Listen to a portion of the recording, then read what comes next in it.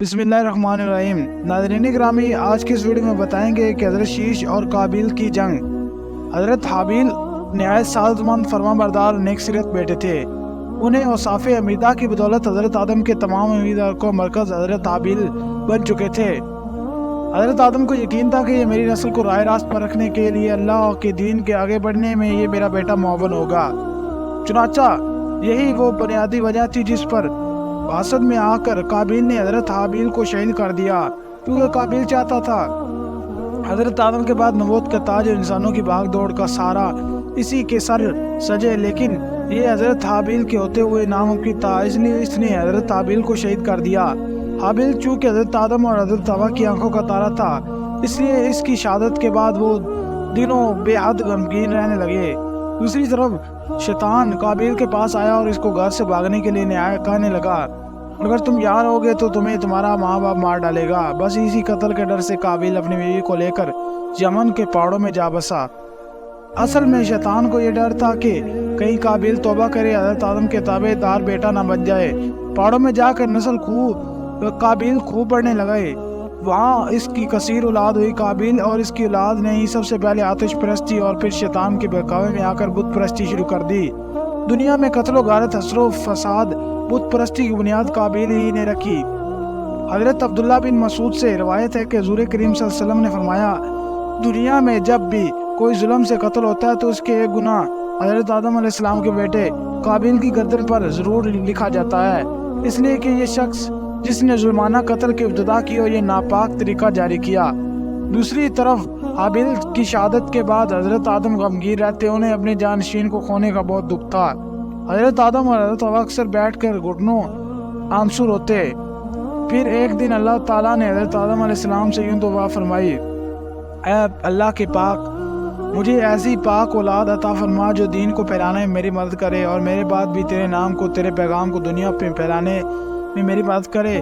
مجھے نیک اور صالح جان نشین عطا فرما۔ اے رحیم و کریم، اللہ پاک نے حضرت آدم کی یہ دعا قبول فرمائی اور پھر کچھ عرصے بعد حضرت شیش علیہ السلام پیدا ہوئے۔ حضرت شیش علیہ السلام کی پیدائش پر حضرت آدم اور حوا نے بے حد خوشیاں منائی اور اللہ کا شکر ادا کیا۔ روایت میں جب شیش علیہ السلام پیدا ہوئے تو اسی وقت حضرت آدم کی عمر 130 سال تھی۔ جب یہ تیسرا بیٹا پیدا ہوا تو اماں حوا نے ان کا نام شیش رکھا۔ عربی میں شیش کے معنی آتی ہے خداوندی، مطلب کی طرف اللہ تعالیٰ کی طرف سے عطا کیے جانے والا خوبصورت و سیرت تحفہ۔ شروع میں سے ہی حضرت آدم نے حضرت شیش علیہ السلام کی تربیت پر خاصی توجہ دی، کیونکہ وہ آپ جانتے تھے یہی آپ کا جانشین ہے، اسی کو نسل آدم کے سرداری کرنی ہے۔ آپ علیہ السلام حضرت شیش علیہ السلام کا جنت کا آواز سناتے، اچھے اور برے کی پہچان کرواتے۔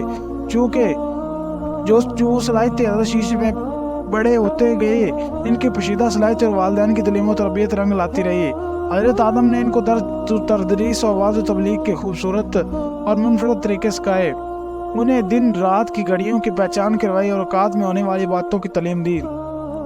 اس کے علاوہ طوفان نوح کے بارے میں آگاہ کیا جو کچھ عرصے بعد آنا تھا، اور حضرت آدم علیہ السلام اور حضرت حوا کو وہ حضرت شیش سے بڑی امید تھی کہ جس کی بڑی وجہ یہ تھی کہ ان کا ایک بیٹا قتل ہو گیا اور دوسرے شیطان کا پیروکار بن کر کفر کے راستے پر چل نکلا۔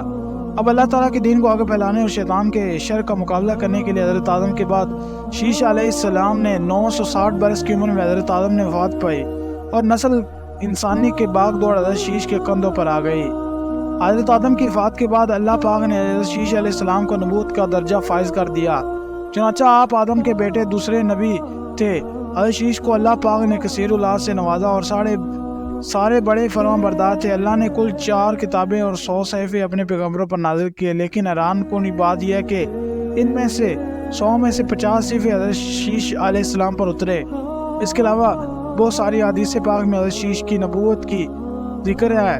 حضرت شیش پوری عمر اپنی آل اولاد کی تربیت میں لگے رہے، ان کو یہ ڈر تھا کہ کہیں میری اولاد بھی میرے بھائی کی طرح شیطان کی پیروکار نہ بن جائے۔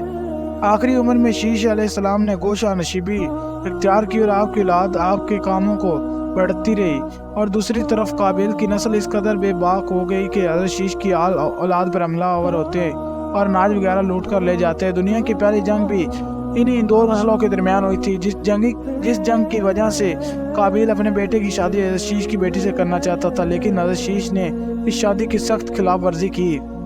اور ویسے بھی حضرت آدم کی وفات کے وقت حضرت شیش کو نصیحت کی کہ میرے جانشین میرے بعد تقوی اختیار کرنا اور اپنی نسل کو قابیل سے پاک رکھنا۔ ایسا ہی ہوا اور حضرت شیش نے شادی سے انکار کر دیا، جس پر قابیل کے بیٹے حضرت شیش کی اولاد میں سے لڑکی کو اٹھا کر لے گئے، جس پر حضرت شیش نے کہ اللہ کے حکم سے قابیل کے لشکر پر حملہ کیا اور انہیں تہس نہس کر کے لڑکی کو آزاد کرا لیا۔ مسلمان، یہودی اور عیسائی اس بات پر متفق ہیں کہ اس وقت دنیا میں جتنے بھی لوگ موجود ہیں وہ نسل شیش علیہ السلام سے ہی ہیں، کیونکہ حابیل 20 سال کی عمر میں شہید کر دیے گئے، ان کو کوئی جانشین نہ تھا۔ قابیل اور ان کی اولاد شیطان کی پیروکار بنی، جس کو طوفان نوح میں غرق کر دیا گیا، اس لیے نسل انسانی صرف اور صرف حضرت آدم کے تیسرے بیٹے حضرت شیش علیہ السلام۔ علامہ ابن کثیر قصص الانبیاء میں لکھتے ہیں کہ حضرت شیش علیہ السلام نے اپنی وفات کے وقت اپنی کثیر اولاد میں سے اپنے بڑے بیٹے انوش کو جانشین مقرر کیا۔ انوش کے بعد کنین اور ان کے جانشین مقرر ہوئے۔ کنین کے بعد میلائل جانشین ہوئے۔ یہ میلائل ہی تھے جنہوں نے سب سے پہلے قلعوں کی بنیاد ڈالی اور انسانی تاریخ کو قلعہ بنانا سکھایا۔ اس کے علاوہ انہوں نے ہی شیطان اور اس کے پیروکاروں کو انسانی بستیوں سے نکال کر ویرانوں اور جنگلات کی طرف بھیجا۔ 40 سال حکمرانی کے بعد انہوں نے اخنوخ کو اپنا جانشین مقرر کیا اور مشہور روایت کے مطابق اخنوخ ہی حضرت تدریس علیہ السلام تھے۔ حضرت شیش علیہ السلام کی وفات کے 912 سال کی عمر میں اور مختلف روایات میں 3 مقامات درج ہیں جہاں ان کا مزار مبارک ایک غزہ میں بتایا جاتا ہے، دوسرا عراق کا شہر موصل اور تیسرا ایتھیوپیا بھارت۔ اب ان تینوں قبروں میں حضرت شیش علیہ السلام کی اصل قبر کون سی ہے یہ تو اللہ بہتر جانتا ہے، اور بعض روایت میں حضرت شیش کا مزار لبنان کے گاؤں شیش نبی اور بعد میں فلسطین کے شہر بشیش میں بھی لکھا گیا ہے، لیکن اصل بات کا تو اللہ کو علم ہے، کیونکہ وہی سب قدرتوں کا مالک ہے۔